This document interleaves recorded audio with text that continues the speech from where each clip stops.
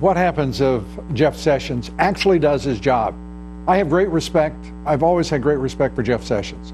Yeah. He's been an important voice in the U.S. Senate.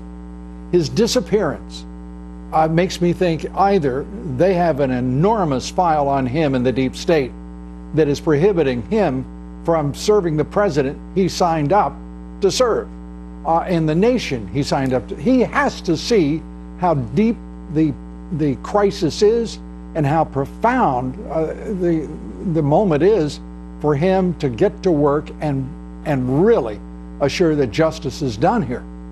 I've never seen anything as corrupt, politically corrupt, as one special counsel, that of Robert Mueller. Person after person with conflicts of interest, and Jeff Sessions throws his hands in the air and recuses himself over Russian coalition. Every piece of evidence found to this point by the FBI, all of the committees, has shown collusion, all right, but it's collusion between the Democrats and the Russians, not Republicans. I have sat with Attorney General Sessions in person. I've talked to him on the phone, and my own personal opinion, I don't think the Attorney General is up to the job. I just don't. It's sad because I think he has a storied history. He's done a lot for this country. But the moment he got there, he had to recuse himself. He's nowhere to be found on pushing this, and I do think you're going to see Congress, particularly over the next couple of weeks, including next week, really ratchet it up because I don't think that they're actually living up to their job and administering justice. I'm not saying it has to go to Republicans' way. I just don't see them moving forward on any of these fronts. Why the Republicans' way?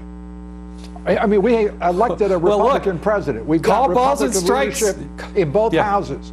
Why in the world aren't the leaders of the Senate and the House standing shoulder to shoulder with President Trump? Because they could bring this thing to a conclusion.